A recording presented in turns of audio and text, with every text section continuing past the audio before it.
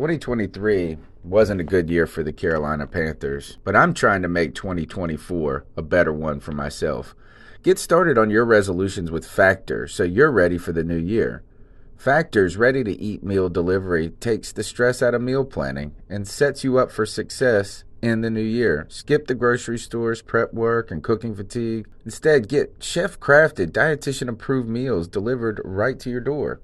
With over 35 meals to choose from per week, including keto options, calorie smart, vegan plus veggie, and more, plus over 55 weekly add-ons, you'll have a ton of nutritious and flavorful options to kickstart your resolutions. Skip that overpriced takeout trap. Factor is cheaper and way more delicious than takeout. Get chef-crafted, restaurant-quality meals delivered right to your door, and they're ready to heat and eat in just 2 minutes, which means more time for you. Head to factormeals.com/C350 and use the promo code C350 to get 50% off. That's code C350 at factormeals.com/C350 to get 50% off.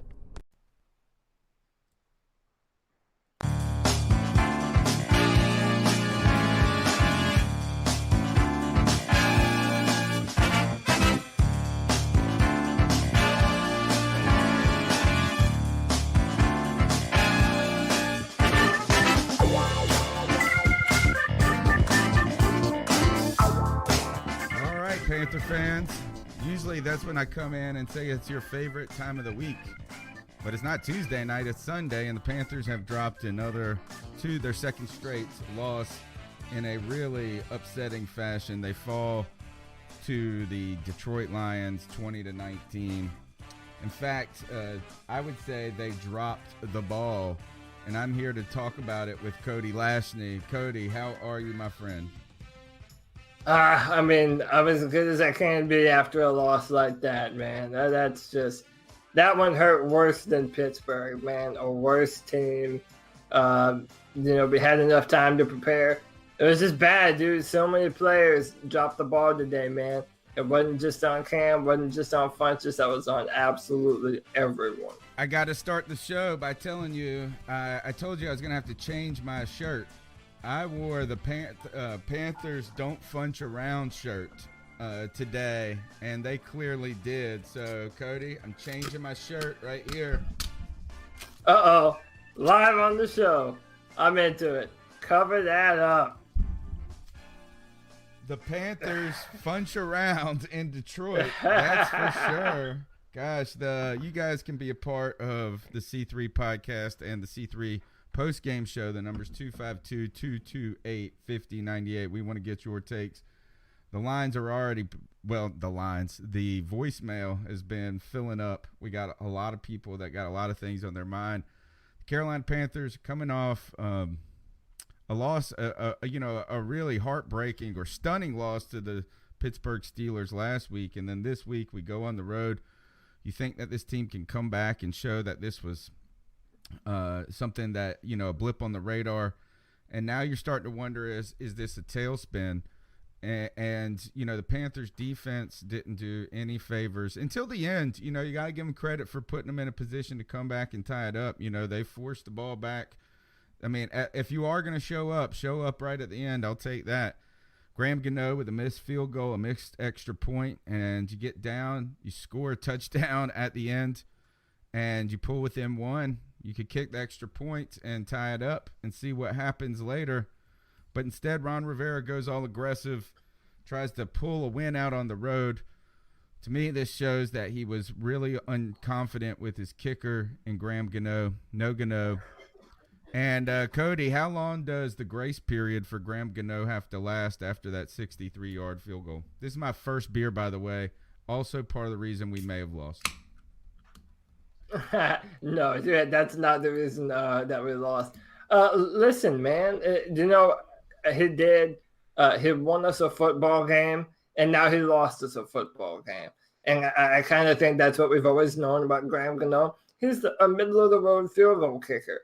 I mean, he has as big a leg as about anyone in the NFL, but he's not clutch. I mean, there are moments when you depend on him that he will just fail you in every way. And at the end of that game, and Cam Newton misses that throw, you and I were talking a little bit. I think that's just as much of an indictment on Graham Gano as it is our defense. They didn't, Ron Rivera didn't trust the defense, and they didn't trust Graham Gano to even tie the football game. That was bad, man. If you're going to be a field goal kicker, your last name better be Clutch, and Graham Gano is not.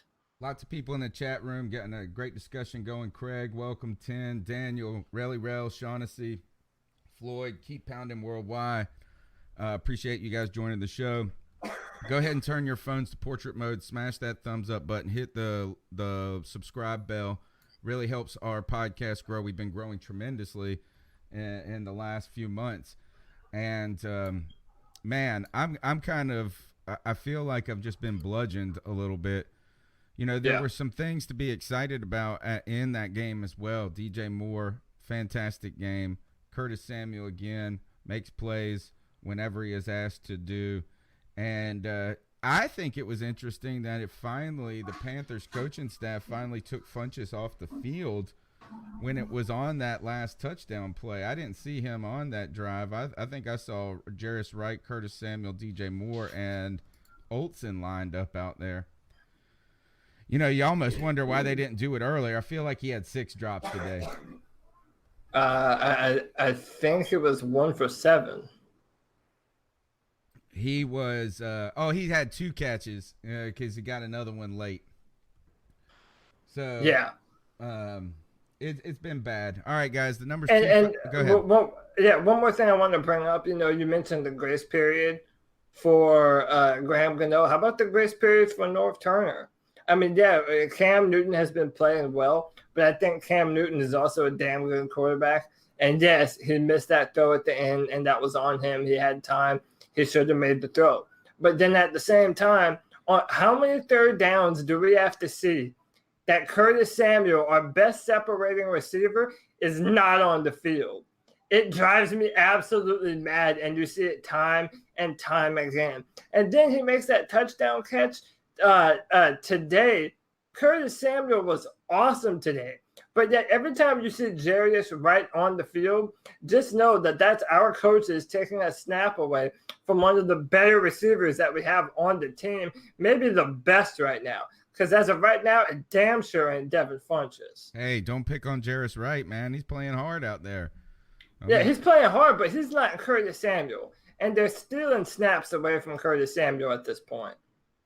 All right, the number's 252-228-5098. We're going to go ahead and get into these calls. There's a lot to get through, and I'm sure there'll be more coming. It's your time to get on the couch, Panther Nation. We're here for you. Give us a call and let you know how you're feeling about this really heartbreaking loss. Was it worse for you than it was after this loss? Was it worse for you than the Pittsburgh Steelers loss? Cody has been asking that question to himself. Here's the first call we got. Hey everybody, this is G Cavassier. What's up, I watched G? that damn game. You talking about pissed off? And excuse my French, I was fucking pissed. There's no way in hell we should have lost that damn game. Graham Gano, I swear I want to put my foot up his damn ass. He cost us that damn game. I swear he did. If he would have made that field goal, and if he would have made that damn extra point, we wouldn't have to go for daggone 2. But in reality, I know Riverboat Ron, he wants to, go for 2. He didn't trust Gano, which to me, that is a damn problem. That is the beginning of a problem, because me, I would just like kick the extra point, whatever, what I'm saying, go into overtime, but for him to go for daggone 2 with the game on the line, that's not really the time to go for it, in my opinion. I'm sorry, just kick the extra point and go into overtime. But you seen DJ Moore, man. Oh my God, that boy played his damn heart out, man. I have to get his jersey. So now we're 6-4. I'm happy that the Atlanta Falcons lost. I'm really happy that the Atlanta Falcons lost. We can still get in with a wild card, but it's going to be tough as hell because our schedule coming up is no joke. So give you guys' opinions and excuse my French. It's G Cavassier. Yeah, I don't think you said anything that was that to us that we don't agree with. And to me, I feel like this is a game that you really couldn't afford to lose if you wanted to make a stand to us and to yourself that you're a playoff team. Now, that's not saying that you can't make the playoffs, but right now we're just trying to get a win. And I don't, or at least have a game where we don't look like half trash somewhere. And that's what we're looking for at this moment. But I think G's right.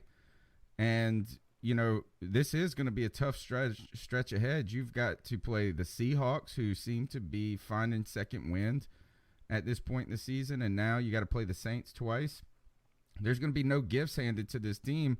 And I'm starting to wonder, do you really have enough in the tank to get to the wild card, for that wild card? I believe the Falcons won today as well, Cody. No, the Falcons lost. The Falcons lost. No, they lost to Dallas. But no, it's a good thing that you mentioned the division and that G mentions the division. I mean, right now the Philadelphia Eagles are playing the Saints in the Superdome. Let's just say the Philadelphia Eagles pull off the upset today. This was an opportunity for us to close the gap in the division. I mean, now, does anyone think that with a 3-game lead over us in the division right now, that there's any way that we catch the Saints? I mean, come on. You know, there are games that you have to win. And so here's the deal. So now we have to play Seattle at home. And we play pretty damn good at home. We're undefeated at home, you know. But, you know, Seattle, they play Thursday night football. So they've had extra time to rest, extra time to look at what we do on offense and defense, you know. And then we have a bunch of tough games on the road. I mean, we don't play well when we're away from the bank. And it's a problem, man. Championship teams are able to win on the road. And that's something that, I mean, it's so hard for us to do. It's baffling. The feeling that I have right now, Cody, is much different than I had 3 weeks ago about this team. Night and day different. All right, so we're going to keep going through with these calls. Let me know if my audio is a little louder. Appreciate that. What's going on, guys? This is your boy, Black Cat Brent Herbert. And so pissed. Here we go. So pissed. What's up, bro? I think I'm done with it. Just let us lose out. Get a good pick, because I'm done with it. First of all, we lost to the Detroit Lions. Let me repeat that. The Detroit fucking Lions. The Detroit Lions. And Graham Gano, that shit is ridiculous. Ridiculous. This loss was on everybody. DJ Moore played his little fucking heart out. And you gonna try to tell me that it was all for nothing? Like that this is baffling. Graham Gano, how can you miss an extra point in a dome? You're in a fucking dome. And then you miss a field goal. Like I said, not even alone in a motherfucking dome. and I know, Cody. I know we've been going back and forth for weeks now. You don't want to blame Cam on anything. I get that. Perfectly fine. Cam actually played a really good game. Yeah, he did. He took a sack. He shouldn't have two. But you're going to try to tell me, first of all, fuck this coaching staff. Fuck this coaching staff. Fuck this coaching staff. And you're going to try to tell me Cam didn't miss that throw. Oh. Yeah. I'm not even going to go down that road with you, because of course he missed I know how biased you are. I can actually look at it and see that the man was fucking wide fucking open. It's ridiculous. And this coaching staff should be out the door, like, not even catch the fucking flight, because this is anybody that says that they can't see this coaching staff and see how horrendous this shit is ridiculous. And speaking of that, we haven't won back-to-back winning seasons in how long? Ever. And I guess it's not gonna fucking happen now. I'm done with this shit. I am done. Y'all, I'm gonna try to listen to the show. Hope y'all are doing a great job, all that good stuff. But just let us lose out, get a good pick. Fuck. Yeah, he's upset. Yeah. Brother Herbert upset. I feel him. But listen, he's right. Him and I have been going back and forth on Twitter for what seems like forever now about Aaron Rodgers and Cam Newton and whatever.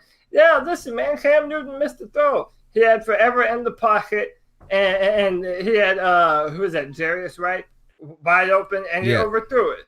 I mean, he overthrew it. And listen, by the way, all the calls are going to be laced with profanity, all right? We know that they're going to be laced with profanity. It's all good. That's the whole point, to let it out. But, yeah, man, listen, I firmly believe that everyone's on the hot seat, man, especially after how we started this season. And now we have a brand new owner, David Tepper. If we just start going to shit, yeah, there's no reason to keep anyone on the coaching staff. I mean, I think Norv Turner has been great for Cam Newton, but I don't think that Norv Turner is doing something that John DeFilippo, the offensive coordinator from Minnesota, can't do. I mean, the personnel decisions, no tackling from our defense, dude. Even Luke, 59, isn't making tackles. I mean, I think that understand. is something to be talked about. Is that, look, I can understand the frustration at this point, losing, like he said, to the Detroit Lions. Yeah. I can understand how some people have not been particularly big Ron Rivera fans throughout his tenure. Right. But what we're not talking about, and what I'm surprised is that a lot of people didn't. The first thing they didn't go after was Eric Washington. But like I said on Twitter, is, man, Eric Washington out there missing tackles again. Yeah. And at this point now, if there is someone to blame at the end of the day, I guess it does come back to the head coach for these types of things. But this defense is not tough. They're not tough right now. They are getting they're either scared to hit, they're scared to tackle, they're exhausted, they're frustrated. I think it's a little bit of both. And the defense is just not what we're accustomed to when it comes to the Carolina Panthers. And let's not look, Cam Newton is dealing. Right now, we've seen the best Cam Newton that we've probably ever seen as a quarterback. Yeah, so he took a sack that could have been, maybe would have had an opportunity to push us to a field goal, to a first down or a touchdown, but we still did miss a field goal in that after that. So the blame goes all around. I just feel like, again, we come back to Cam Newton, probably the least deserving of anybody to be completely frustrated with. But he did crumple on that 2-point conversion. So, he had the opportunity and he blew it. And we're not trying to defend that. So here we go. Cody, I got to, you take over this next call. I'm going to play it. My kid is calling me. Here. What's up, Panther Nation? I see that loss coming a mile away. What the fuck was Riverboat Ron think he's doing? Going for it. I mean, just kick the field goal. I know Gano was struggling. Just kick the field goal. Believe in the defense. Take it in overtime. But I just got a couple of things. Bradbury's trash. Gano fucking trash. Wrong. Foolishness can't catch a damn ball to save his life. I'm not going to lose hope in the season. I got faith. But if we're going to figure this out, we're going to be missing the playoffs. Keep pounding. Yeah, I mean, so so even if Graham Gano makes the extra point, at that point they have a minute left, and you have, I think the Lions had 3 timeouts, and then we're pretty much going to overtime. So I mean, listen, I'm not mad at the call to go for 2.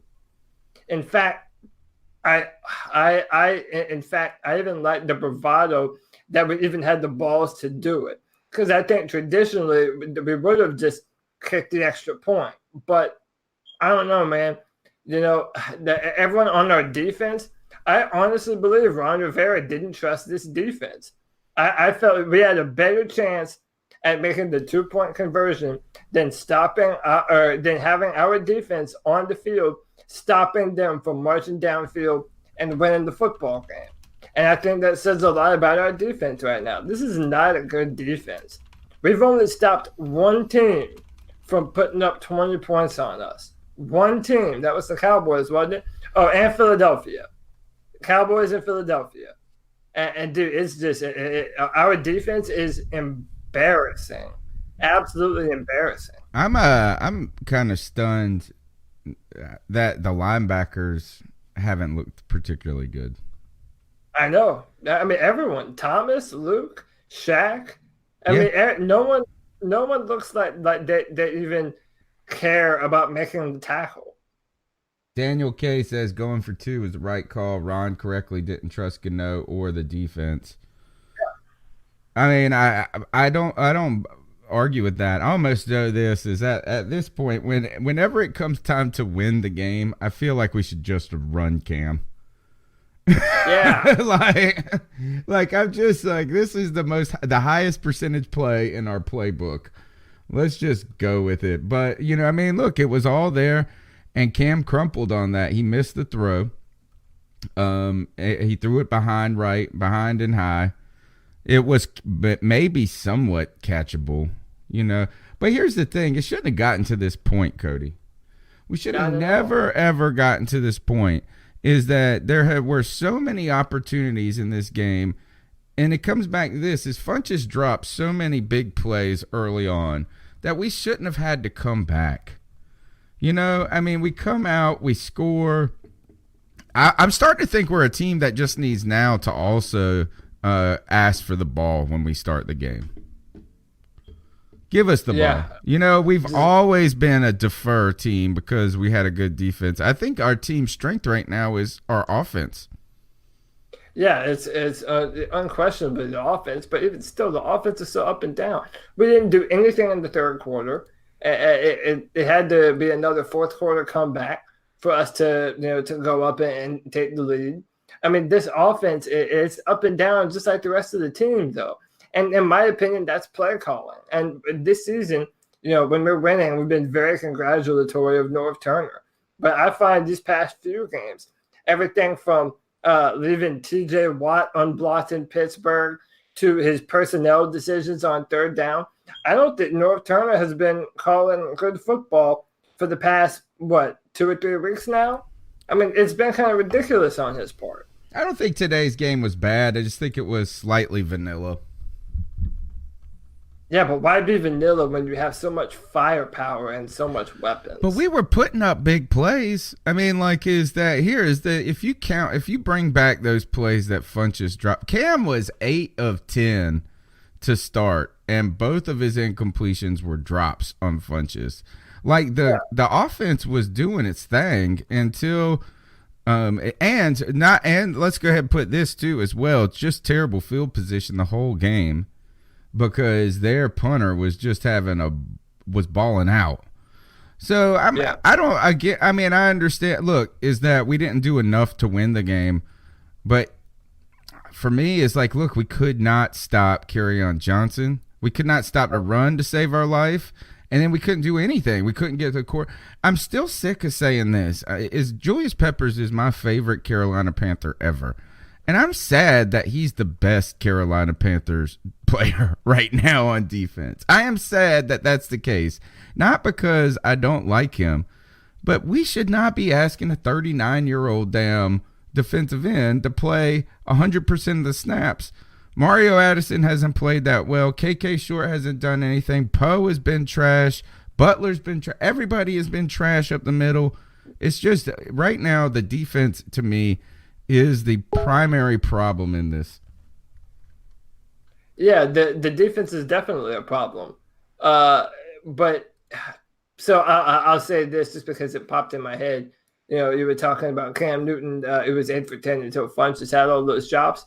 In my mind, let me tell you what Funchess solidified in my mind today. We'll probably end up paying him money, but he's not going to get what he wants.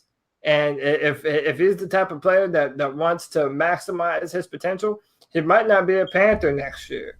In moments like that, I mean, dude, drop after drop after drop. They hit Devin Funchess right in his hands. right in his hands numerous times and dropped the ball. I mean, dude, talk about listen, this is why Brandon Herbert calls me a Cam Newton defender. Because, yeah, did he miss that throw? No doubt in anyone's mind. But Cam Newton is Superman. After being put out of the football game for a play, he was laying on the ground hurt. We don't know what's the matter with him. And then comes back and starts dropping dimes at the end, pushing us downfield. That's why I'm not putting it on Cam Newton. What I am saying, though, is that what is supposed to be our number one wide receiver for the past few years in Devin Funchess is not a number one wide receiver. Cannot depend on the man. Brother Herbert, though, gets to fall back on this is that he hated Funchess, too. Oh, yeah, no doubt. But you're right. I mean, look, Panthers Funch around. I went from being a Funchess hater to mild on Funchess to back to being a Funchess hater. My man got onions. He's still salty because somebody served him onions on the salad yesterday. Yeah. And his game was all stanky like his breath afterwards. All right, the number's 252-228-5098. Got a poll on Facebook. Who's more at fault, Gano, Funchess, or Rivera? 56% people say Gano right now. Funchess and Rivera holding at 22%. We'd like to hear from you guys. Who's at fault for this loss? And does it ultimately fall on the coaching staff? Is Eric Washington not getting it well enough and not finding a way to connect with these veterans? What is going on with the tackling? Why can the Panthers not? Why do they feel allergic to back-to-back winning seasons? We want to know from you. The number's 252-228-5098. Here's our next call. Oh, I think we've heard this. So, C3, yep. J-Dub, I think the decision to get rid of let Butker walk to the Chiefs is going to haunt us for a decade or so. Yeah, I remember. It is haunting us. People always talk about last year with Gano, too, and he didn't make it in the playoffs when it counted either. So, and they want to talk about 63-yarder, but if you can't make the easy ones, like what I could make an extra point, honestly. I was a soccer player, I could do it. I mean, this offense has to do better. That's not enough points, period. Don't care. Like, in today's NFL and with our defense, that's not enough points. I don't know what about this team on the road, but they're just a different team completely on the road. And the way we're going, that's where we're going to have to go if we go in the playoffs. So, I don't know. On the road, we're just not the same team. Cam had it at the end. That right was open. He just missed the throw, and he could have ran it. So, I mean, at the end of the day, we can say whatever we want, but Cam should have had that. And any other quarterback would have had that, especially in our division, I think, right now with that situation. But just frustrating, like we can't lose these games. And I mean, I believe in the going forward at the end. That was the right call. I'm not questioning that at all. I thought it was smart the way we handled the end with that. Yeah, I do too. Put ourselves with a chance to win and just didn't get it done. I mean, we play like that against Seattle. It's going to be rough. I mean, I have more confidence because we're going to be at home. And like I said, we're night and day from home and away. But this is away stuff we got to fix. Team needs every game we can get. And if we don't shape up, we can make the playoffs all we want. It won't matter. I still believe the team can do it for sure. But we got to clean stuff up. I mean, we're already way into the season. It's time to shape it up for real. So, love you all. Keep pounding. I don't even know what I don't know what to say when it comes to seeing the Panthers defense like this. When we're talking about cleaning it up, is that we got to also, if anything, we're an old defense, right? Or older, a lot of veterans. Really surprised that we're playing this sloppy, and it just I don't know what's going on, but why is it not more crisp? That we saw last week that against the Steelers that this defensive line couldn't muster anything, and I guess they did soften us up with the run so much early that blitzing doesn't help against that a lot of times, but we were getting gashed in the run. Big play after big play. Maybe not giant runs, but you're talking 8-yard pickups. I think Kerryon Johnson, he he looked phenomenal. Maybe the best thing that happened to us was when he got hurt. Yeah, but even still, there was a third down they had that they went for like 22 yards. Even after he left, it was in the third quarter. Peppers had gotten a sack or two in a row, and I mean, listen, man, it doesn't matter if it's Kerryon Johnson, Devontae Freeman. It doesn't matter who it is because, and you and I have been seeing this all season, teams run the football on us. Yeah. And it's so annoying, man. It doesn't even matter who the running back is. Our defensive linemen get blown off the line, dude. We're pushovers on the defensive line. If it's not Julius Peppers saving the play with a sack, everyone else is just being beaten up on. I mean, it's bad at this point. It really is. I can't defend anybody on defense anymore. Like right to the point right now is Julius Peppers is just untouchable because he's a legend. And I would say right now I've still got grace in my heart for Luke Kuechly going. Something seems a little off with him, but he is not the Luke Kuechly that I've been used to seeing. I said this about a month ago too. Something is just not. I don't know what is going on, but he is. He's even misreading plays, and that just used to be like you couldn't fool him. You saw on a run play today, he pointed out it's going right, and they went right up the gut, and it was Luke Kuechly's gap that it goes through. Mario Addison, I think we've asked him maybe that we expected him to be more than he probably truly is at this point. And when Dante Jackson got hurt, I was about to say this is it for this defense. Yeah, that was, oh man, my heart jumped. If he would have been out for the season, man, that would have been bad if we lost Dante. He's the only one, other than him and Eric Reed, they're the only ones that I feel really play with a sense of passion and urgency in our backfield. Yeah. Joseph Broach says Poe is a puss. He also says he had another good comment, Joseph Broach, earlier. He said Eric Washington needs to be demoted. YouTube chat, Colton Phillips says the reality of the situation is the team has quit on Ron Rivera. The man's decision not to kick the field goal was just stupid. If you don't trust your field goal kicker, then release him. Well, I think there was plenty of reason not to trust him at that point.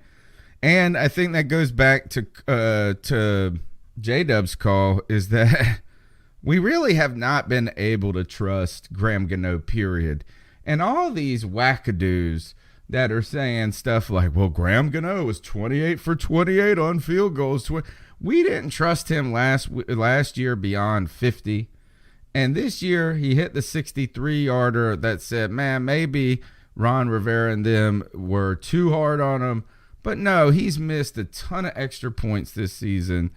He is not good enough, in my opinion. I've never thought highly of Graham Gano. I hold a lot against him from the Super Bowl and that opener in 2016. Is that and I used to say this, Cody, and I couldn't say it after that 63-yarder. When was the last time that Gano won a game for us? Well, the last time was that 63-yard field goal, and that's the only time. In other cases, the only time he's memorable, I feel like he makes long kicks or kicks when there's no pressure, when we're up 21. But now, he's just bumbling and fumbling when you need him the most. Yeah, and J-Dub hit the nail on the head. We drafted Harrison Butker out of Georgia Tech. And he's a great field goal kicker, maybe even a bigger leg than Graham Gano. And we just let him go to Kansas, and he's been incredible there. I mean, we passed out on a cheaper player who's probably better than Graham Gano is in his second year in the NFL. I mean, I understand at the time you want the veteran and whatever, but yeah, man, Harrison Butker, I'm glad that Jado brought that up because I forgot about that. Harrison Butker, I think that we're going to regret letting him go.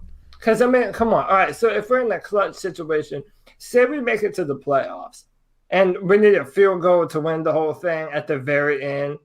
Do you trust Graham Gano to make it in the Superdome or in Los Angeles or wherever the hell we would end up having to go? I haven't ever trusted him. How long does the 63-yard field goal have to require me to give Graham Gano grace? Brother Herbert on Twitter earlier said that period is long past.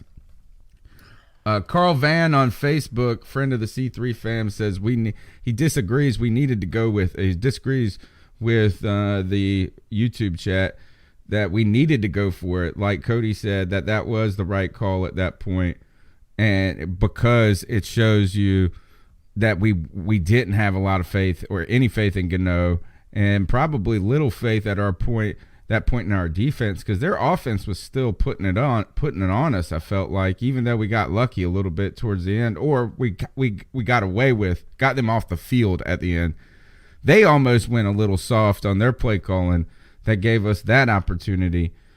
So I think maybe the most stunning part about the call, though, for me, is that Ron Rivera made it. I said the same thing. The fact that he even decided to go for two right there, I mean, that's very not Ron Rivera in my opinion, but he did, man. He absolutely did. And like I said, I will give him that. I do think that was the right decision. But this team is not good anywhere right now. We're not being coached well on defense. And remember, Ron Rivera is a defensive head coach. Okay, we should not be dirty, or we should not be sloppy there. No, not at all. But we are. There was a lot of, we've had a lot of new assistants. It's a big ask on Eric Washington. But again, I mean, this also comes on the players. Everybody here. This falls on Rivera, to Eric Washington, to the assistant coaches, and to the players who were just missing tackles. They're not, they are. You said they're getting muscled on the defensive line. I feel like we're just playing soft all around. So much to think about this. Even when Bradbury makes a great play on the ball against Galladay rips it away from him. Soft. The Panthers are funching around. That's what it is. And that's why I've adapted the shirt. We actually have one more of these shirts for sale. I will include the duct tape for free if you want on the website. They haven't been our best sellers because nobody likes Funchess, because they like Funchess about as much as they like salad, it seems. The number is 252-228-5098. We want to hear your opinion on this loss, 20-19. Really heartbreaking loss, and one that for us, we just wondering what this really tells us about the team. The defense right now is just completely suspect. Like you said, we've only held teams twice this season under 21 or something like that. It's just unacceptable. The teams are running the ball on us, and that's really the problem. We've seen teams air the ball out against us before, but right now it's not even like that's even the weakest part of our defense at this moment. The run game, the inability to get after the quarterback, and poor play. I would say underwhelming play from the linebackers. We need more out of those three guys, and it's tough right now. And Captain Munnerlyn is probably a year past being where we needed him. He probably would have been better last year than he is for this year. So we want to hear your opinion. The number's 252-228-5098. Let's go on to the next call. Hey, what's up? This is Jeremy Clancy out of Newport, North Carolina, calling in after this second horrible outing. Sorry I couldn't join in on the Pittsburgh debacle. A lot of stuff going on. But anyway, today, I don't know if these coordinators the assistant coaches are worth the shit, because they need to get the drills back, because they're not practicing their fucking tackling. That was terrible. Yeah. Awful. The offense, I'm happy with. Funchess, you can go play somewhere else next year. Your contract year was on the line right there. All I gotta say is we gotta win out now. We can do it though. Keep pounding. Thanks, guys. Winning out is going to be tough.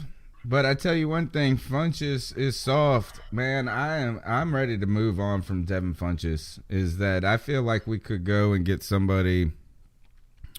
I right now the same argument you made for Jarris Wright taking away snaps from Curtis Samuel. I think I'm just ready to say just put DJ Moore and Curtis Samuel out there, and when you need to go 3 wide, let's put Jarris Wright in there. And I want to emphasize this. It's not just that we're hard on Devin after a bad performance today. I think if you look at his entire tenure, yeah, he's made some good plays, but he's not a good route runner. I remember when you and I interviewed Brett Coleman, he said that he watched some plays where he didn't know what route Devin Funchess was even running. Listen, I don't. He has the rest of the season to redeem himself. But man, I don't know how you make the argument for yourself of getting a big time contract when in moments like that, you're just invisible. I mean, you're a liability when having the ball thrown to you. And then another thing, back to personnel, after Devin Funchess had been dropping passes all day on a third down, we're backed up to the end zone. On third down, we have Jarris Wright, and I think Manhurts and Devin Funchess. And Devin Funchess was on the play. He was the primary target on the play. I mean, come on. How many chances does homeboy need to have? I mean, and he did make that pass, but come on, man. I don't understand why we have so much trust in Devin Funchess right now. He's done it in the past, but after a day like that, quit calling his number. He has barely done it in the past, to be honest. Is that last year he had a strong finish after Kelvin Benjamin's departure. But he has been underwhelmed. He's been bad. He just hasn't been that good. He had a couple of flashes his rookie year for just based on opportunity. But at the same time, he has not. He has been soft. This is what Underground West says. Funchess is soft, and he's like leaf lettuce, man, a soggy crouton. And then Jedi Jor says he was getting open though. But what does that matter if homeboy ain't catching the ball? You know, I would write and remind you guys too is that Devin Funchess dropped a beautiful pass on third down against the Falcons. That really was an opportunity that led to, like, I guess, them getting the ball back, flip the field. Kind of a terrible go for us. You know, he is – I'll pose this question to you guys on YouTube.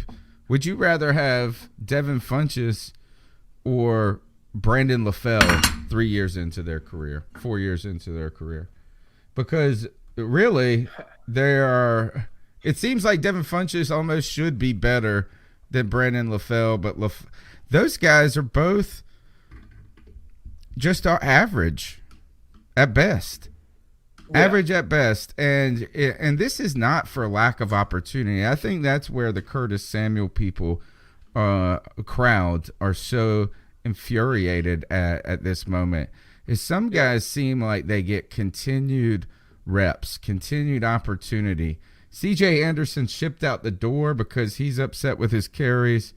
You have Devin Funchess and Torrey Smith. Well, Torrey Smith lost his job to injury, not because the coaching staff seemed ready to move on and put the guys in.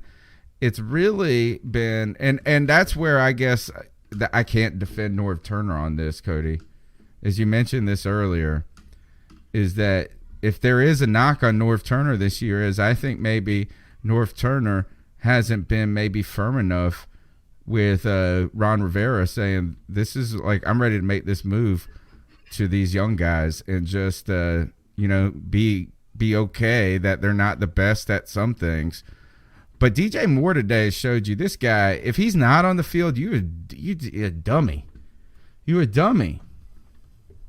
Yeah, I mean, DJ Moore made some incredible plays today. I mean, listen, his yards after the catch ability is already top 5 in the NFL, in my opinion, and there are some damn good ones out there. But he's dynamic with the ball in his hands. And, there are a few notorious Panther fans on Twitter that are very critical of DJ Moore. And some of the stuff I agree with, his route running does still need to improve. But when it will, not if it will, when it will improve, you will have a wide receiver that has the physicality to make yards after the catch and stretch the defense down the field. You'll be able to play him anywhere and everywhere. I mean, with the ball in his hands, he's one of our better players right now. Easily. He's amazing. What he did is, and I mentioned this on Twitter, you saw this, Cody. What's so great about DJ Moore is he gets the ball and he immediately goes north-south with it. Immediately. No hesitation. I'm going upfield. There's no running laterally. There's no trying to juke guys and dance around and lose momentum. My man turns and runs, and he breaks through. He sheds the initial arm tackle, right? And he keeps going. And I don't believe this. I'm sorry, I just cannot believe that his route running, whatever it is it's his, whatever he does poorly or not good enough at this point does not outweigh the contributions that he's had on the field. And right. I'm really there now with Curtis Samuel. I can't defend any of it. I was really high on Samuel when they drafted him. Was a little disappointed how fragile he seemed at first, but he's shown the heart of a lion. He's gone out there. He makes big plays. He's a playmaker. It's time for us to have these guys on the field because Funchess, that's the difference between a Funchess and a Gano. They're not playmakers. Yeah. They're just not. And they blow it. And I'm down on Funchess now. I'm done. I'm done with it. I can't. I tried. You tried to win me over a little bit. And I'm so upset that he has been 100% handed the job. Zero competition for Devin Funchess. Something that Ron Rivera said that was not a good place to be in several years ago, where you wanted everyone to have to compete for their job. We just penciled in Devin Funchess. And I even cringe when you guys call him a number one. Yeah, he's nowhere near a number one wide receiver talent-wise, but that's the thing. In a lot of ways, he is played as our number one wide receiver. I honestly believe that out of every receiver on the football team, he gets as many snaps or more snaps and targets than any other receiver on our team, So, we play him as a number one wide receiver, but he has proven time and time again that he's not a number one wide receiver. Now, I'd still take him over Kelvin Benjamin, but that's not even saying a whole lot. Yeah. I mean, Kelvin Benjamin is shouldn't even be in the league at this point. All right, let's go on to the next goal. Hey guys, man, I think this game goes to show that the Panthers are a completely different team on the road. Yeah. They can't. The defense can't stop a cold. It's terrible. Funchess had like 5 drops. He can't catch a cold. I was like, just sit him down. I've been a big Funchess supporter this year, but at drop number 4, it was like you should sit down. Yeah. Big game from DJ Moore. I mean, best game as a rookie by far. But we just couldn't pull it out. Graham Gano was having an off day too. It was almost like we didn't fully recover from the Steelers game. Terrible. But we're 6-4. The Bucks and the Falcons lost today, so we can take solace in that, I suppose. But I mean, I don't know. If we can't win any road games this year, then I mean, what are we gonna do? But yeah. Keep on, guys. Have a good one. Bye. Cody, Curtis Samuel has 4, 5, 8, 16, and whatever he had today. He has 16 targets plus whatever he has today. And he has a total of 1, 2, 3, 4, 5 touchdowns on the season. Yeah, I mean that amount of touchdowns and that few amount of targets. I mean, come on. Okay, so Tony, help me out here. You see why I'm so confused? Like why I'm so pissed off about it? Like he is easily one of the better receivers that we have on the football team. And when we do get him the ball, he makes plays to put points on the board.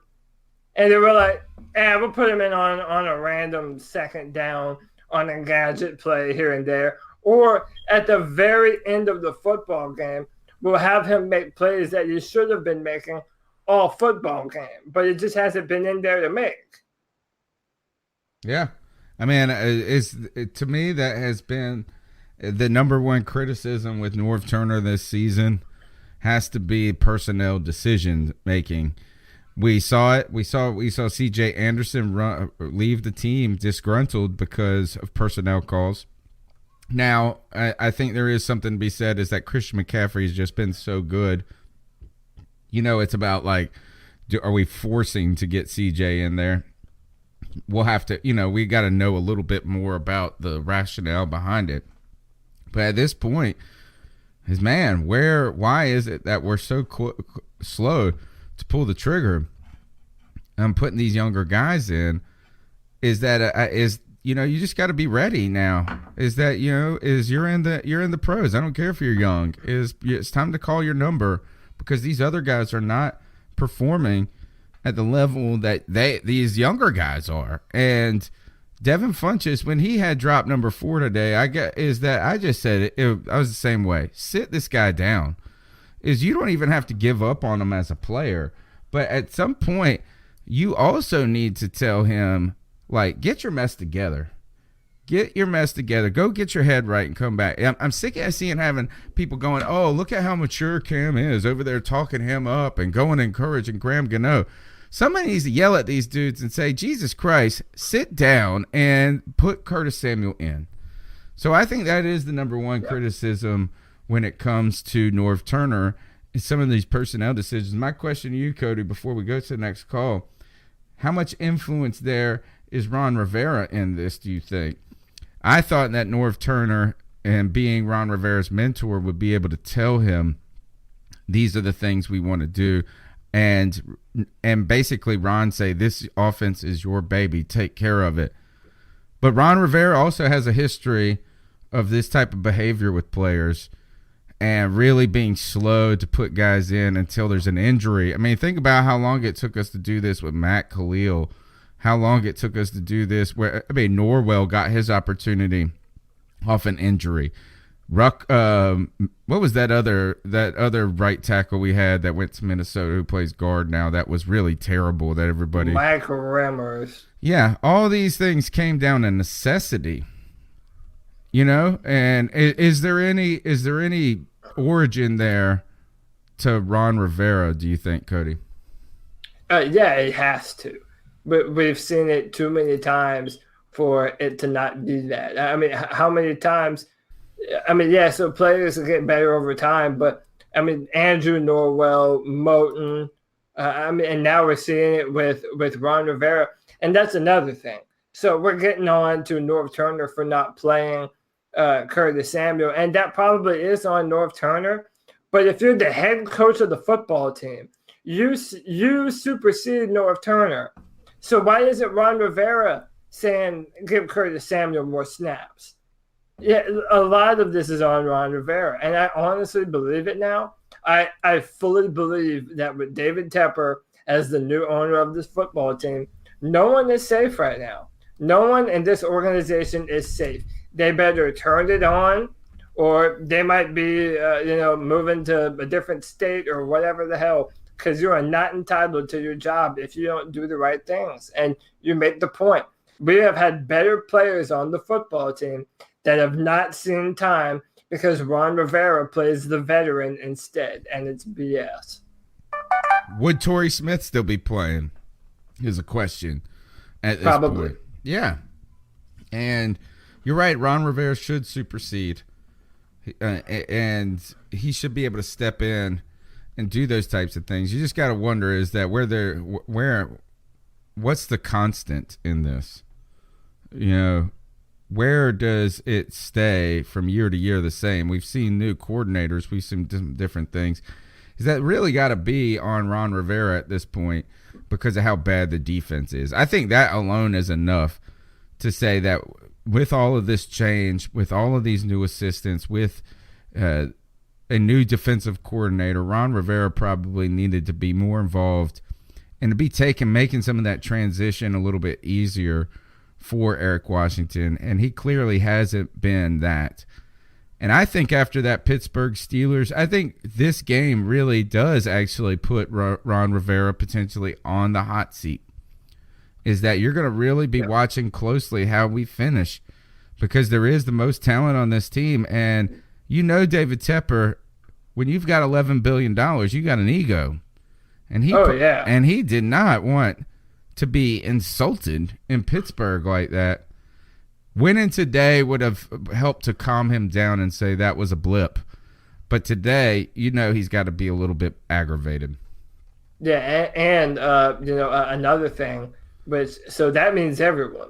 If the coaches end up going, that means Marty Hurney is going to end up going, which I mean, personally, I'm fine with. I think, listen, Marty has given us some great first-round players, but everyone needs to feel the brand right up on their ass. Sure. That says fired. I mean, if you don't perform better, you're not entitled to your job. That's the way the world works, And if everyone's fired, I'm interested to see who David Tepper would bring in, what his philosophy would be for, how he wants the future of this football team to be molded, Ron Rivera needs to know.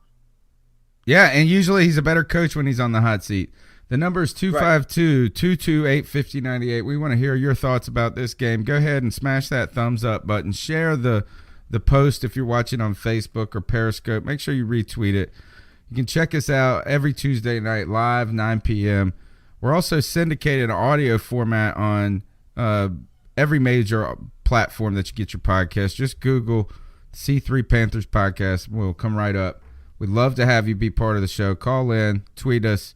It's all good. We're all family. This therapy session is free. Yeah, this is really real from the chat. Just a few things on my mind after that game. Firstly, I got to say that this coaching staff, this whole scouting department for the Panthers has just been off. Looking at the game, we drive down the field. Curtis Samuel makes a big play. C-Mac, big play by DJ Moore. And then we score. We had an opportunity to kick a field goal and put our defense back on the field. Although our defense have not been playing great, we decided to go for two. Looking at the situational football, that was not the right decision. Had it been under 45, 30 seconds left in the game, it would have been a good decision to go for two in the league. But with a minute and some change left and they got 2 timeouts, doesn't make any sense. Also, we got Graham Gano on our team. This is a player going forward who we're going to need going forward. And Rivera just took his balls in front of the whole team, took all his confidence from him. So I don't know where we stand with him. If you ask me, if you can't trust your kicker to go out there and kick an extra point, you gotta look elsewhere. Yeah. Also, after this week, if DJ Moore and Curtis Samuel do not play 80, 90% of the offensive snaps, have no confidence. If we look back at our Panthers department for scouting coaches, it took injury to get Norwell on the field. It has taken injuries to get Moten on the field. And what is it going to take to get Curtis Samuel more snaps? Because I just don't see it, man. It's getting ridiculous. And I'm sure all of Panther Nation is feeling the same. So, yeah, thank you for your time. I'll be in the chat. Yeah, I mean, I think you're echoing a lot of our sentiments. Go ahead, Cody. Really well with the call of the night, man. There isn't anything that man just said that's false. Everything he just said is 100% on the money. I mean, listen, man. I still think we should. I don't have a real tremendous problem with us going for it. It was out of, in hindsight, it does seem bad now. Actually, I was just so surprised we did. Well, and listen, though, you want to show your offense. I have faith in you to win this right now. I don't mind the call. And I've said that before. I don't mind the call. But I'm not, Cam Newton he had to make that throw. And by the way, so as we're doing this, Cam Newton's doing this press conference, and Cam Newton basically said that was on me. I feel like I let my team down. Well, so he did. He missed the pass, but yeah, it's a team loss. It's a team loss, and that's the thing. None of it has been 100% on Cam Newton, and it hasn't been 100% on anyone. It's a collection of errors. But yeah, man, the thing that jumps out to my mind, what really just said was, you're not letting your best offensive players have the amount of snaps that they deserve. Curtis Samuel is a second-round draft pick. Why aren't you putting him out there? I don't understand. And the number of times he's had the ball in the end zone and made the play. Look, how about that? We haven't talked about that yet. That jumping catch that Curtis Samuel made. Phenomenal. Dude, that was incredible, man. That was an awesome play. He has 5 touchdowns on 16 targets. I mean, it's insane. Or maybe say 20 targets if he got targeted. What I like about that call is Relly Rail said that Ron Rivera is to Graham Gano as Lorena Bobbitt is to John Bobbitt. All right. Hey, and then that means that Funchess is just the cuck of all 3 of those people. Oh, yuck. Yuck. All right, let's keep going. Well, disappointing loss, and, just so many little things that didn't work out today. A Graham Gano missed field goal, missed extra point, both of which would have changed the tide of the game at the end, especially losing by 1. You just can't shoot down the importance of those little things throughout the game, and then you look at the number of drops that Funchess had today, and on the 2-point conversion, you have the most mobile quarterback in the league, and there's no design run, there's no nothing there for him. I agree. It really just looked like a very sloppy game today. Just a lot of pieces not quite being where they need to be. It was good to see DJ Moore get involved, and Samuel and Jarius Wright. But what does it really matter that we're getting these pieces more integrated when we're losing the damn game? And Cam threw for 357 yards. Maybe I'm wrong on that, but you look at that performance, and I kind of wondered. We saw him go to the sideline with that little ankle issue there, and I'm wondering if maybe that wasn't just bugging him through the rest of the game and kind of prevented the play, or kind of changed the play calling from that point on, is to try to not favor relying on Cam's athleticism as much as maybe we'd like to. McCaffrey had a great game. By and large, the offense had an okay game.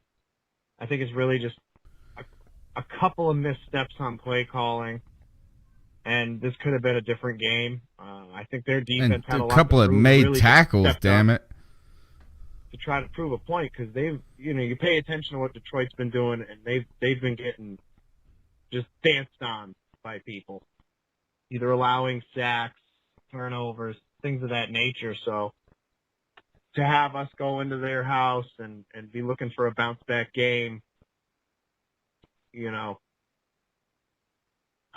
just frustrating to see another loss, especially by only 1 point this time.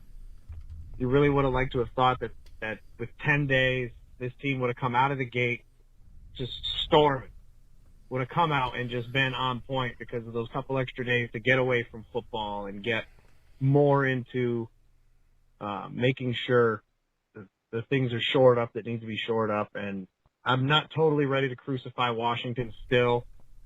I think there was a few plays where if you really sit and look at it, guys were just out of spot. They just didn't read things properly. Not tackling either. You can see it on Luke. I think we got part 2 of this call. Yo, this is DJ. Yep. I'm absolutely. All right, let's hold it. Before we go on to this next call, let's talk about that a little bit. Cam Newton was 25 for 37 with 3 touchdowns, 1 interception. He had a 68% completion rate. Listen to this. DJ Moore, 7 for 57 yards and a touchdown. Christian McCaffrey, 6 for 57.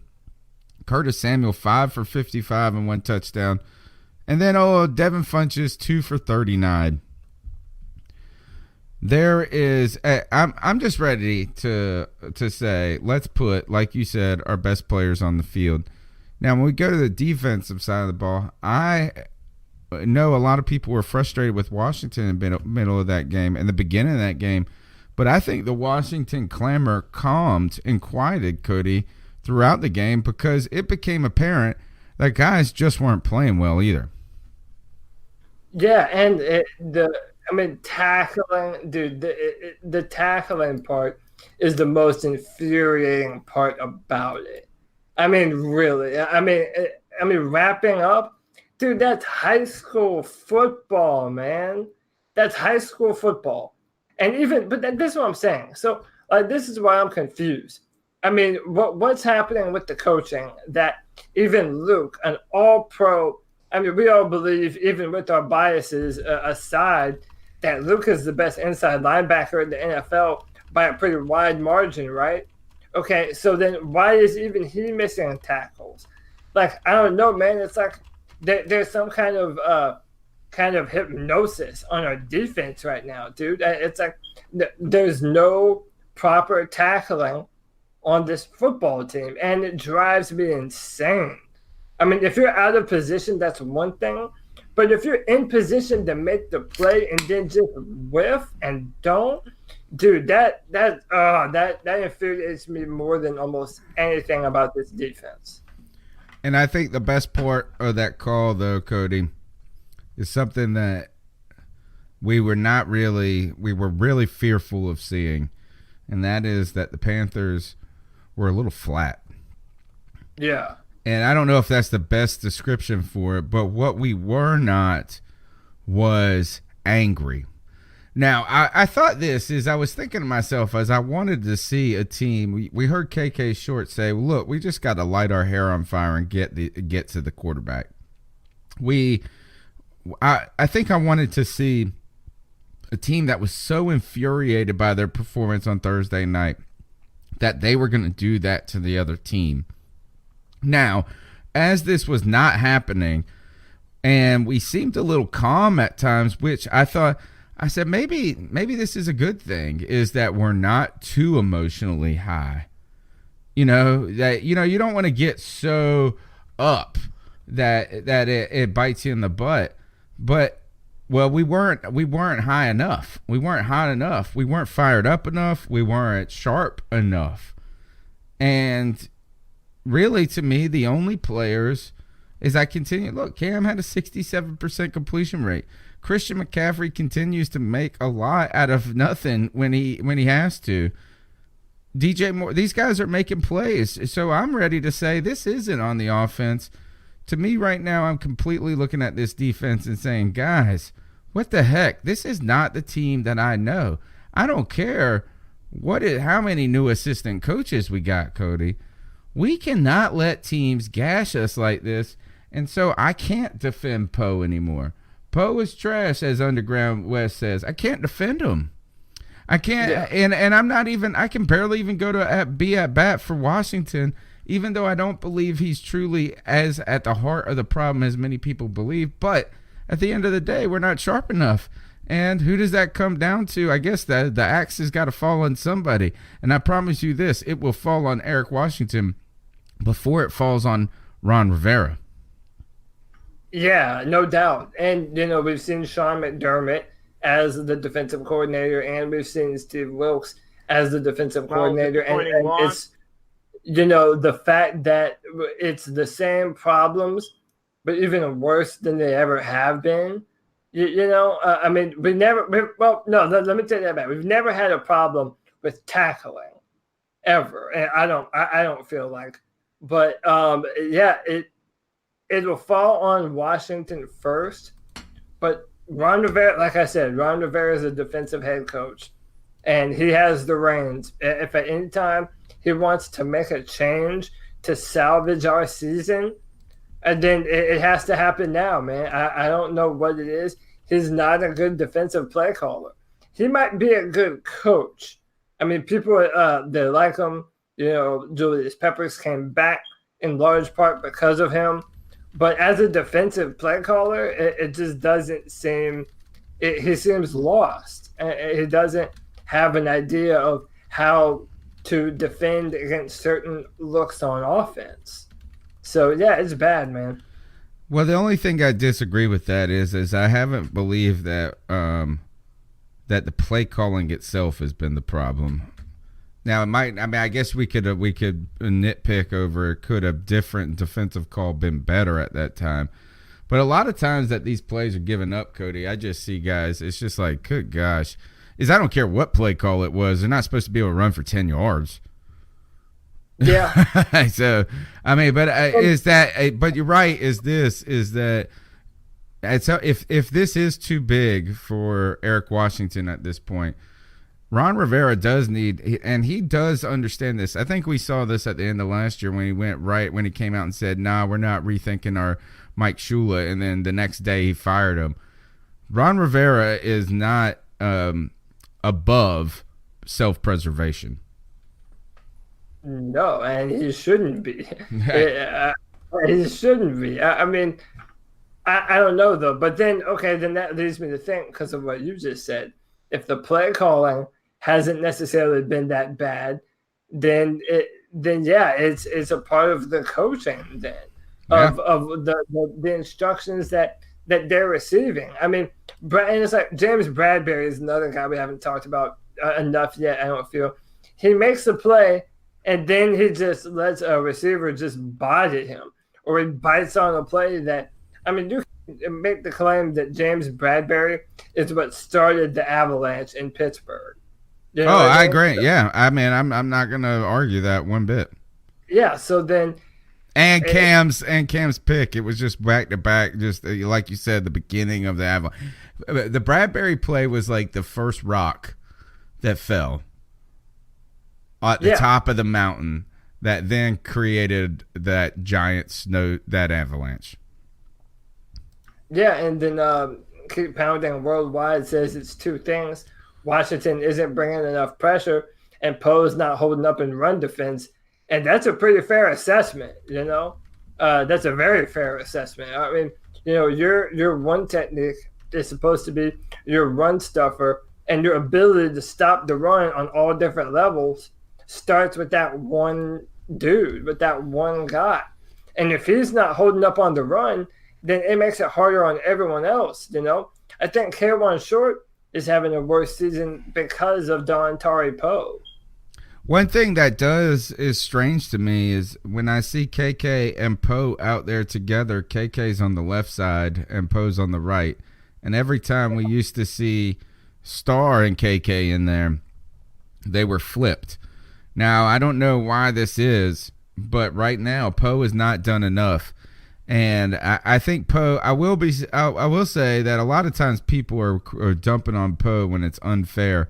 Like I'll hear them dumping on Poe and like he wasn't even on the field on that play. But you know what? He hasn't done enough. And there was a play today where Luke Kuechly got blasted by a guard, and Poe just looked like he had gotten pushed out of the way too easy. And I mean, it's just been a failure on that front four systemically. It's just not. It's been the root of all of our problems this year. The number's 252-228-5098. We got a lot more to talk about. Yo, this is DJ. I'm absolutely disgusted at this loss. We had 10 days to prepare for this game. Yeah. There should be no excuse why we were playing the way we were. The defense is, like I've said from the beginning of the season, has been trash. Eric Washington, I don't know what he's doing. Now we have to go fight for a playoff spot. And I don't even want to go into the playoffs like this. And with the defense the way it is, we're definitely not beating New Orleans. They're going to march all over us. We're playing like this. I'm a Panther fan, true and true, but this is getting hard to watch. It is getting hard to watch, and what's really scary to me about all of this, guys, is that there's so many things that are going to have to be addressed in the offseason going forward. And Cody, you've said that this was the year for us to go after it. That this was the year that we actually had the team arguably to make a Super Bowl run, but nobody is going to ask the Chris Clark to play left tackle next year. No. Nobody. No, yeah, I mean, we have no edge rushers at this point. Eric Reed is on a 1-year deal. Like, there's a lot of, while there is on offense, I do think we have a lot of exciting things at wide receiver, and Christian McCaffrey has just been amazing and tremendous, and we know, I think Cam just has looked better and better each week. But we don't feel, look, Ryan Khalil's probably going to retire after this year. So you're going to have to replace a left tackle, a center, and you don't even really know if your left guard position is solidified. Thomas, there's going to be a lot of changeover on this team as well, and they're at very valuable positions, which makes it very difficult to address easily. So the Panthers are going to have to do something aggressive in free agency this year at some spot, whether it's at defensive end, whether it's at on the offensive line. You are not going to be able to fix quickly enough this through the draft. Well, I've heard you say that before, and I disagreed with you then, and I disagree with you now. I mean, we've all seen what one good draft can do for a football team. Look at the Saints, That's why I'm saying if Ron Rivera is fired, Mario Hearn is out the door too. And I do agree that we do need to be aggressive in free agency and bring in some players that can really help push this team over the edge. The thing that's so disappointing, though, man, is, I remember Dave Gettleman, when he was still with the Panthers, saying that when it comes to a window, he doesn't believe in a window. Because ideally, you should always build your team to be in contention. And I understand that. I mean, look at Pittsburgh, look at the Steelers. But then there are some teams, when they have a certain amount of players, a certain group of players, a Greg Olsen, a Khalil, a Thomas Davis, throw in a Julius Peppers to that mix. Even a Jerry Allen, even though he wasn't a Panthers longtime player, you have players and you want to win it for those players, and you have a window of time where you maximize your talent level with those said players. And if you're not getting the job done, then yeah, you absolutely have a window. Because you're right, we might have 3 offensive line positions to fill. And we don't know if we're going to resign Eric Reed. We're hoping that we do. So maybe free safety is another one. How about Mike Adams, 39 years old? Strong safety is another one. I mean, this team might not be very far away from a rebuild. That's why you have to win while you have the pieces around the team right now, and they're failing to do that on a consistent level. All right, the number is 252-228-5098. Your calls on the C3 Panthers at Lions post-game show.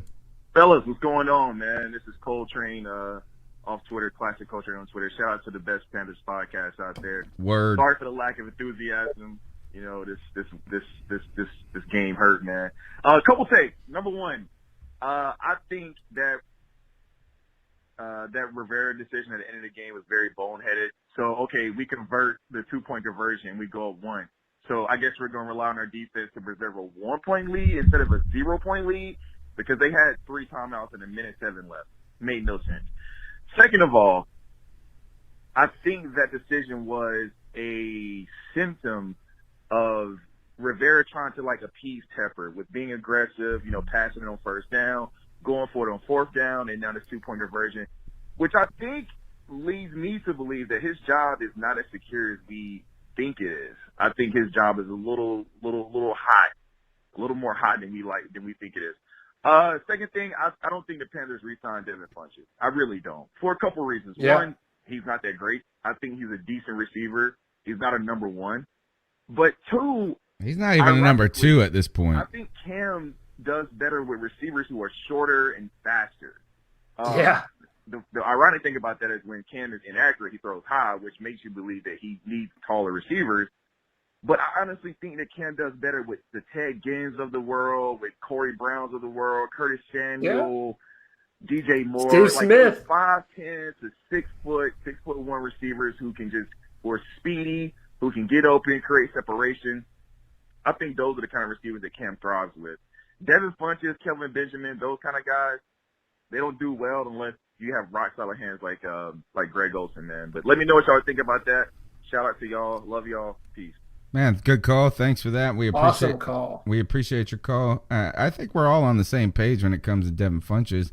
And it brings up a good point is that, I always feel like Cam does better when he when he just trusts guys a little bit more.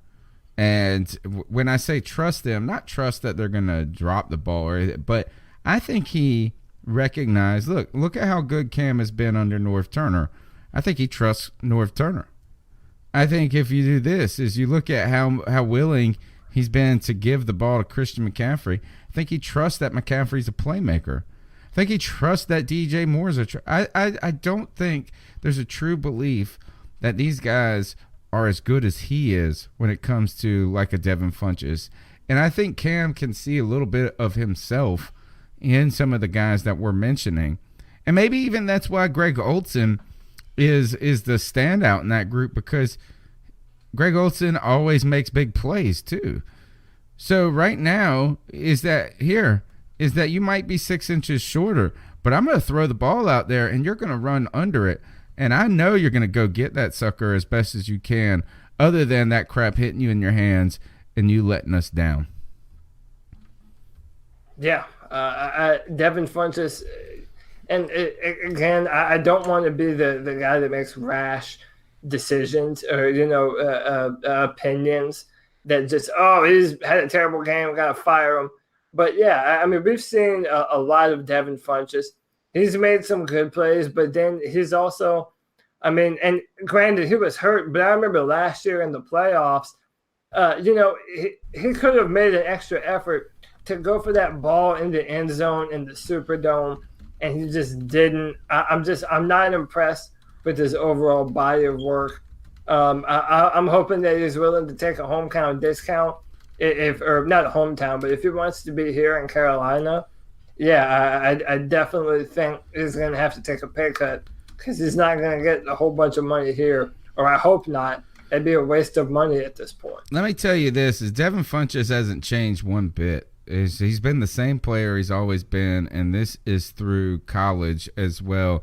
In 2014, they thought he was going to have this giant year after catching like 2 or 3 touchdowns, and it was in a single game against maybe like App State or something like that, and he ended up finishing the year with 4 touchdowns in college as a junior, only 733 yards on the season. He's been inconsistent throughout his career, and that has not is that, and his hands always have been a question mark when it comes to him. So he's really been the same that he's always been. Now going to Ron Rivera, I think, man, is that we're starting to wonder why Ron Rivera hasn't gotten more out of this team, Cody. We started so hot. I felt like, man, this was really, I thought we were about to catch momentum, not lose it. And right now, this team and Ron Rivera, I believe, is on the hot seat. And maybe not the hot seat as in, hey, if you don't make the playoffs, you're fired. But I don't think right now he's doing much to inspire Tepper to keep him around for much longer. You have a holdover GM, like you've pointed out several times. At what point do you rip the Band-Aid off? I was disappointed. I remember, a lot of people being okay with bringing back Marty Herney. I was not one of those people, but he was the guy that they hired, so I wanted to give him a chance. And, he has made some – DJ Moore, I think we're excited about. We definitely love Dante Jackson. But then, I want us to bring in a GM that has a chance to hit on a 7th-round pick that you've never heard of, and then he's just, awesome. There are GMs that do that, and he's just I don't know if Marty Herney is one of them. If we don't finish out this season at least 10-6, 11-5, and heaven forbid we miss the playoffs. Yeah, man, I said fire everyone that isn't Cam Newton and Luke. So sad that that's where we're at this point in Cam's career. We should be at the point in Cam's career where we're at dominant mode. Is that we should not be but look, I guess what Green Bay is having to go through. All right, next call. Yeah. All right, I just wanted to make one other point. This is Mo. The last call on the to go for 2 rather than letting Gano kick it, I believe it was the right call. It was a gutsy call by Ron. It didn't work out. It was unfortunate. If you looked at the first extra point kick, Gano almost missed that. Then he proceeded to miss a easy field goal and then miss another the second extra point. So at that point, it was okay. Gano's having a bad game. We're not going to put it in his hands to tie it up because why would we put ourselves through that? The second point I wanted to make was that Cam on that last throw, the guy was wide open, but Cam has never really been good at doing like little over and under or over and up throws, I guess to say. So the lineman was right in front of him. He couldn't throw it through him because he would have got up and batted it. So he tried to go over it. Well, he tried to go over him, but he's never really been good at like the little touch pass. So it sailed right over Wright's head. And I mean, I've known Cam long enough to know that he's not good at those type of passes. So I don't really hold that against him. It was just the Lions played hard. It's unfortunate. I want to say this is one of the better coached games this year. I know that might be hard to think considering what happened, but I think we adjusted well to the run because they came out and gashed us on the run. We adjusted well on the run. Norv, it wasn't like the best offense, but if you look at the stats, I mean, we moved the ball well. I mean, we got down the field a few times, enough to which we should have won the game. That's just the other points I had to make. Keep on, guys. I mean, I agree with a lot of that. I think that a lot of people are going to be disappointed in the Cam throw because, he's actually been so much better on those throws this year. You got to wonder if that ankle had anything to do with it. Somebody messaged me on Facebook earlier and saying that Cam has been flat-footed all day. And you don't know. And I thought Cam was just straight dealing. So I don't really have any problems other than that. Like, he threw up a ball. I think that one interception he had was probably a forced ball, probably not the best read on that. Missed McCaffrey once where he missed him as in he didn't throw it to him. He didn't throw it to him. That was the only missed part of it. I thought he was on point today. So I guess that the touch passes, I feel like Cam has just been so much better at that. And I agree. The offense did what it took to win this game. The adjustments were made. I felt like maybe a little slow when it came to Funches being a problem, but they did make them. I think this really comes down to defense. And to that point, Cody, this is the one time we've had all 3 timeouts late. Yeah, we had all 3 timeouts, and we didn't really have much of a need for them. I don't know how many calls we have left, but one of the things that Cam Newton said that I think as we near the end of the podcast, it's good to put out there for everyone feeling like shit. Cam Newton says we are going to be okay. I believe in every person in that locker room, and I know they believe in me. Amen. So, yeah. I mean, listen, they're showing I have the SandScam on. They're showing the wild card picture.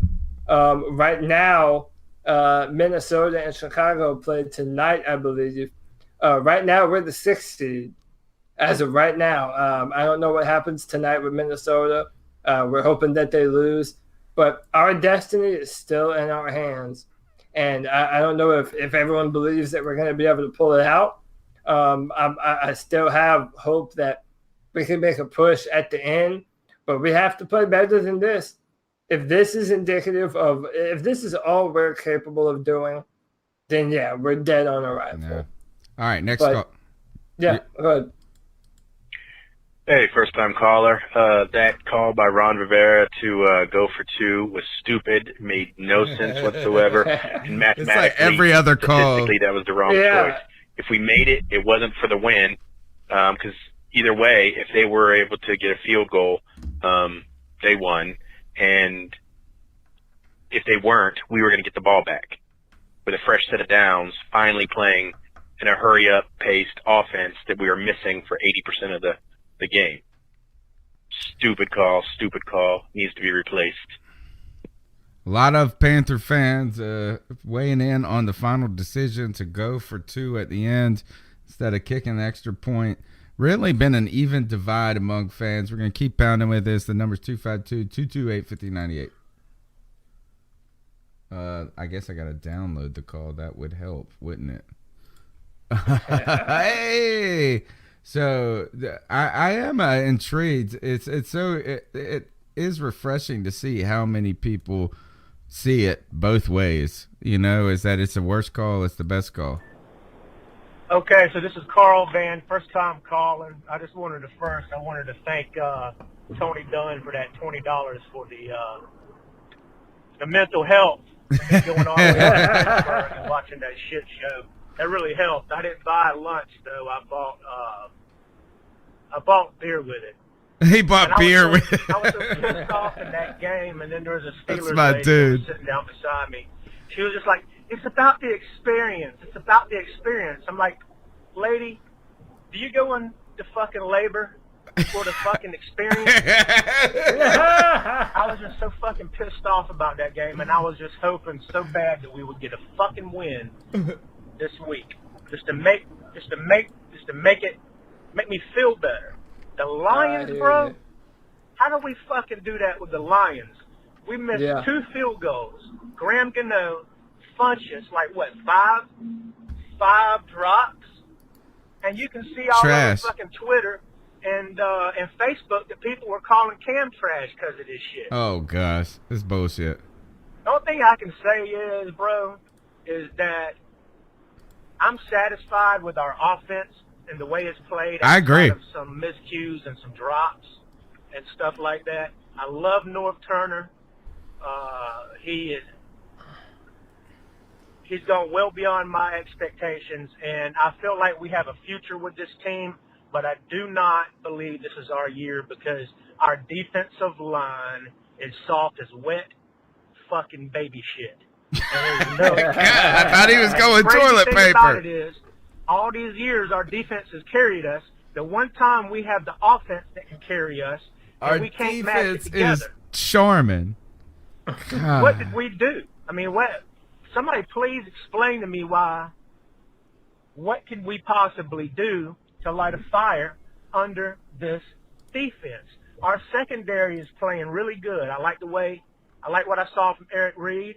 I like what I saw from Bradbury and Jackson.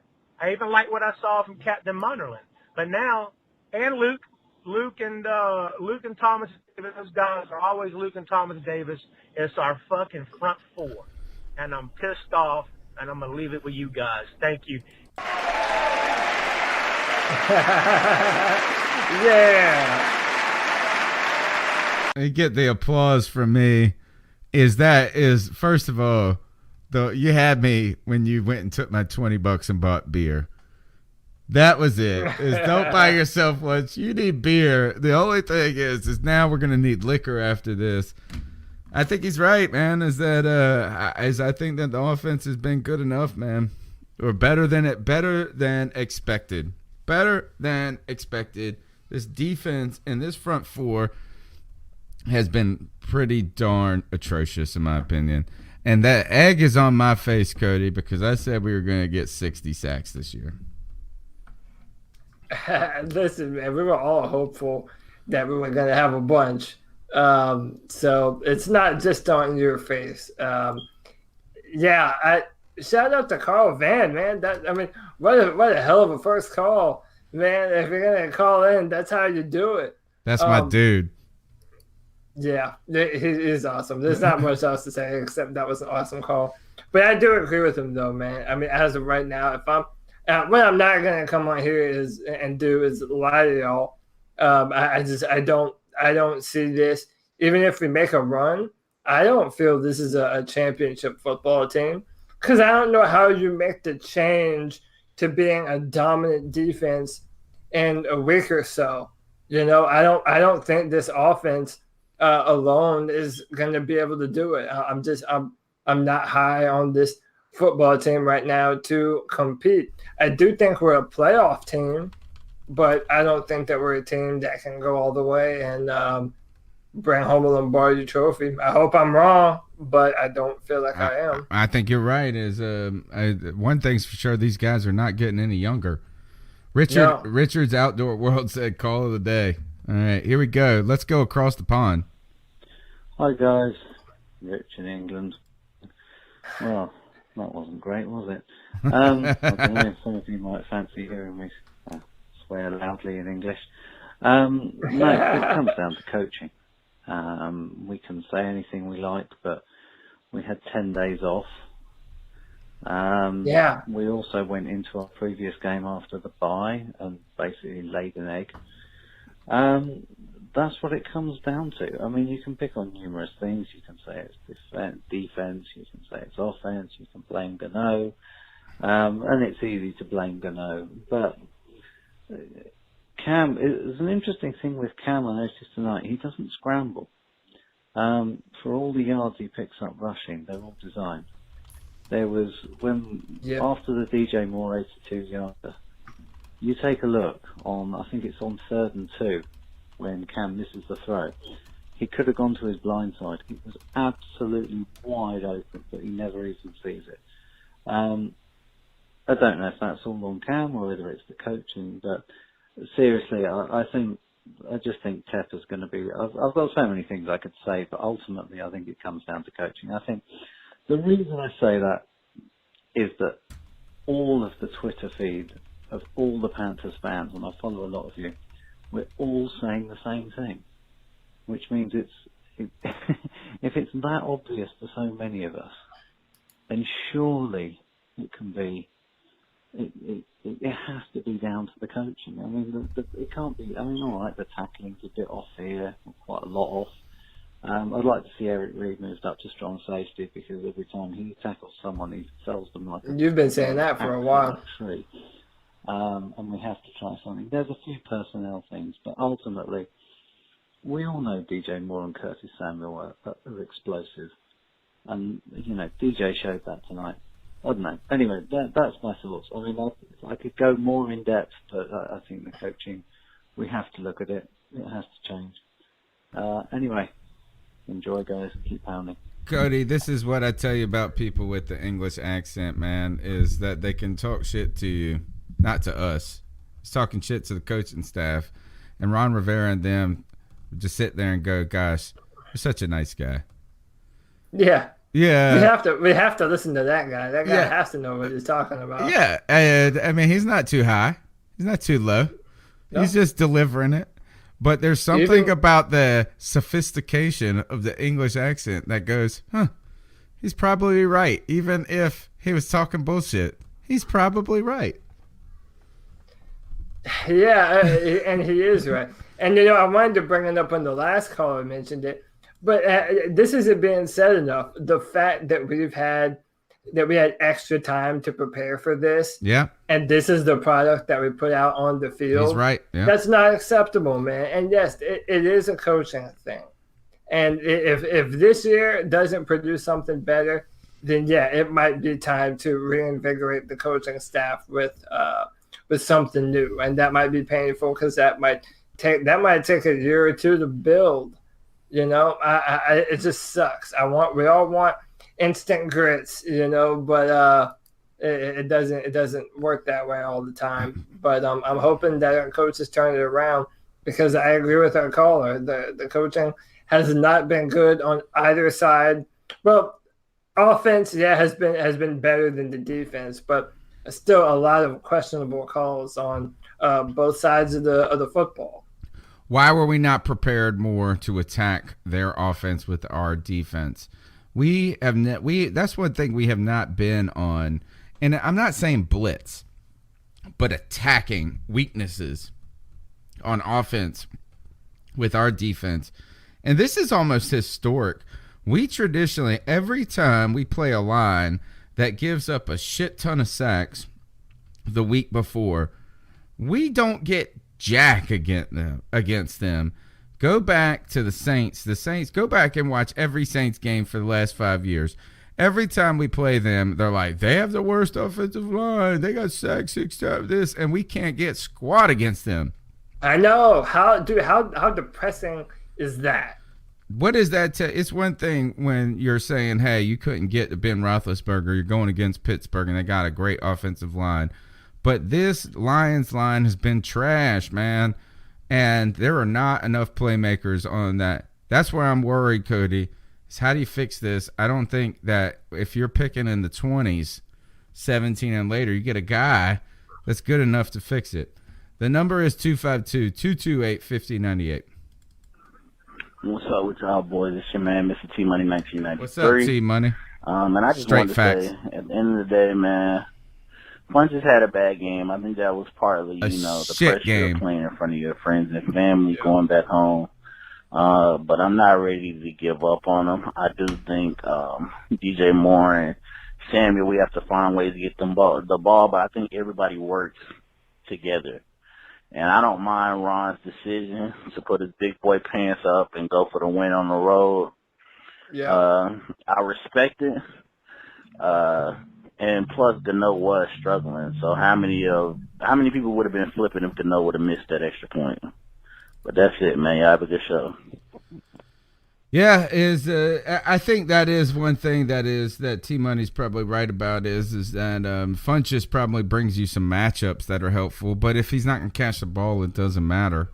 And everybody's talking about him going home. He's going to have a go. He's going home. He's having a homecoming party. That mug came home and realized that his girlfriend was sleeping with his brother.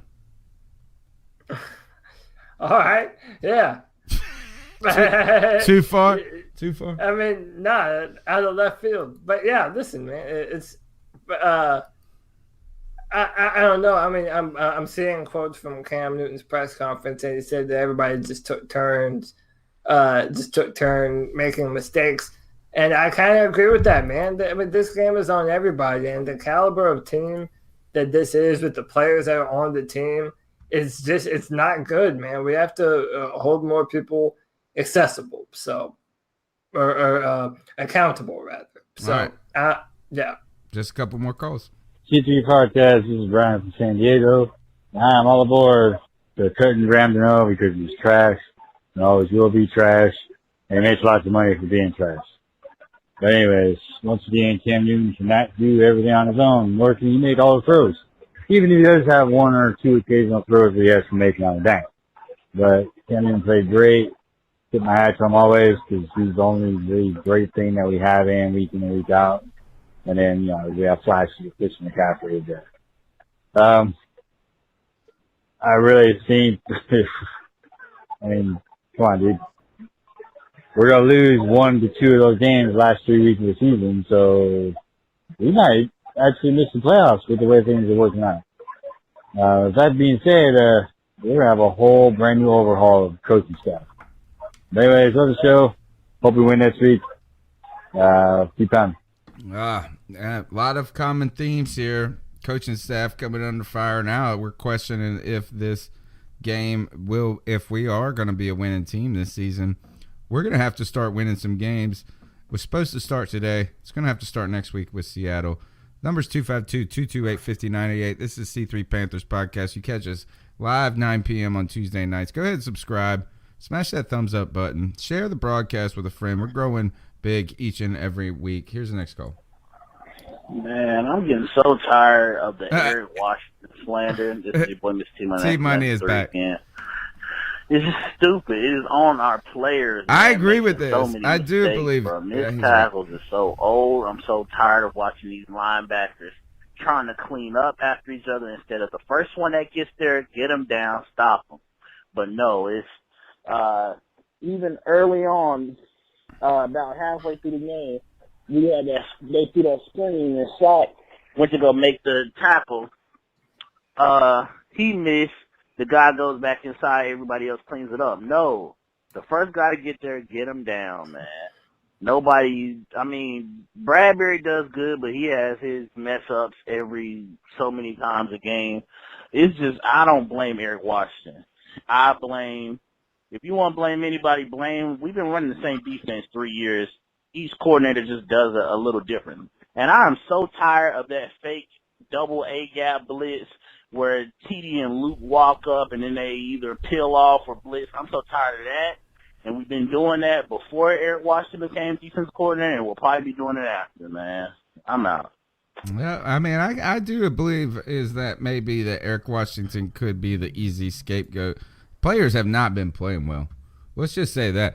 They have not won their individual battles and at any level. And I was really starting to question our linebacker group. I felt like they had a good second half today. Better second half. So that was but where is the real identity of this team on defense? And I'm sad that it's really generated from Dante Jackson and Eric Reed. Yeah, and one of the things that he says is that it's not, having linebackers clean up for other players has been a problem. And listen, there's no way our coaches aren't telling them how to tackle correctly. Yeah, and they shouldn't be teaching that in the NFL at this point. You should know how to tackle. Yeah, no, that's 100% true.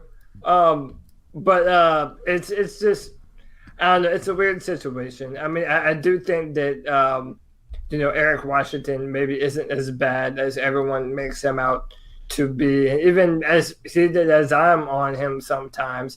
But I do think that there is that there needs to be better decisions made on personnel on both sides of the football, and I think that is something on Eric and Norv Turner and Ron Rivera. Well, we're not cutting Luke Kuechly. You're not cutting Dante Jackson. These guys that are missing the tackles, you're not cutting them. Right now is that it's going to fall on Eric Washington before it falls on Ron Rivera. That's the truth. And whether it's right or not is that the unit, at the end of the day, he's the CEO of that unit. And that company is not paying the dividends on their stock that were promised. Last call of the night. We're going to be here on Tuesday night live, 9 p.m. You can leave your calls in the meantime using the number 252-228-5098. We'd love for you to be a part of the show. We appreciate all the people that are supporting the show in the chat room. You can continue to support the show by smashing that thumbs up button. That costs you nothing, guys. Turn your phone portrait, smash the thumbs up button. Every single person part of this show in the chat room, you got to smash the thumbs up button. It's like the equivalent of keep pounding on the C3 Panthers podcast. We need your help, guys, to continue to grow this show. We're growing astronomically. The calls are getting greater and better each and every week, more and more. Here's the last one of the night, Cody. My thoughts on today's game are more than anything aggravated. The Panthers they have a good team, but they cannot seem to play all four quarters. We are probably the worst team in the third quarter when it comes to scoring. Inconsistencies on offense, defense, poor tackling. I could have used the excuse last week. We played Pittsburgh on a short week. That deal since 1996 in Pittsburgh. Okay, that was Pittsburgh. Well, we just played one of the worst defenses and worst teams in the NFL and looked completely terrible. I don't blame Ron Rivera. People need to get off Ron Rivera. He's not playing the game. He's coaching, but he's not playing the game. And once again, punches, just terrible game. We need to get DJ and Curtis in the game a lot more often, not take Curtis out after he scores a touchdown and sit him down the next drive. Also with that being said, Funchess is it was horrible. Yeah. It was horrible watching Funchess. Bradbury's not an elite quarterback, like everybody thinks he is. Just overall aggravating game. I agree 100% with going on for it for 2 to win it. You know, his confidence was shook today, and Ron didn't have trust in him. Other than that, kind of moving on to Seattle.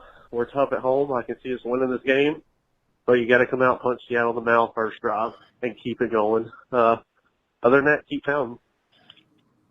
All right, Cody. I think there's only one last thing to do, and that is. I just like doing it, man. Dab on them folks. Dab on them folks. And that dab on them folks. They like seeing it. Tell me what to do. Dab on them folks. All right. This is the hardest part after a loss. It's where we try to pick up our player of the game. Our player of the game, the dab on them folks pick of the week. Cody, you can go ahead and take your run at this. Yeah, man, I am dabbing on DJ Moore. It might have. Listen, man, whenever you make a play like DJ Moore makes, going all the way down the field the way he did, he made a few plays that shows why he has so much talent and potential. Yeah, listen, man, whenever you have a bad football game like this, it's important that you still give love to the players that deserve love. Today, DJ Moore is that player, man. First-round draft pick. We're going to have him for a long time, and he's only getting better. I love the man, love the player. Dab on him, DJ Moore. Since that was going to be my dab on him pick of the week, I'm going to dab on fried chicken because fried chicken is way better than salad. Fried chicken and hey, I'm going to dab on barbecue too. Also, dab on him. Also better than salad. Because Devin Funchess, you dropped everything. Your homecoming was a bust. You showed up to the homecoming party and nobody showed up. And then all you did was drop your drink on your girl. It was terrible. Man, Funchess, I'm so sad. And I feel like I was duped into thinking that this was going to be a year you're going to show out. I'm back on the the Devin Funchess train. Put in Curtis Samuel. Put in DJ Moore. DJ Moore, man, I'm telling you this, the game never seems too big for him. That man is out there getting it done. He plays exactly like Steve Smith played. Every play like it's his last play of his life. And I think Curtis Samuel's is playing like that at this point in his career. So to you, fried chicken, barbecue, dab on him. It is the C3 Panthers post-game show. Panthers at Lions, fall 20 to 19. Cody, tell them how they can find you on Twitter before Tuesday night. At Cody Lack, CODYLAC. Everybody's been shouting me out in mentions and comments. I love the love I've been receiving on Twitter that we all have been receiving who have been a part of this podcast. We love the interaction. And, hey, don't let this loss ruin your day or ruin the rest of your week. We're going to be okay. Enjoy your time.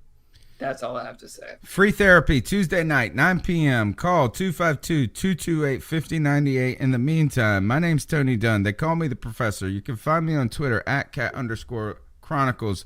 Subscribe to our podcast. Wherever you're listening, whatever that function is, rate us, share us, do all that. We're growing organically. We don't pay for anything. We're just trying to grow one Panther fan at a time. Remember, we're just in the car riding to the game. Actually, this show is us leaving the game and either celebrating or crying about it. On Tuesday night, think of us riding together on to Bank of America to take on the Seattle Seahawks and see if we can salvage what we thought was going to be a great season. We'll check you out Tuesday night.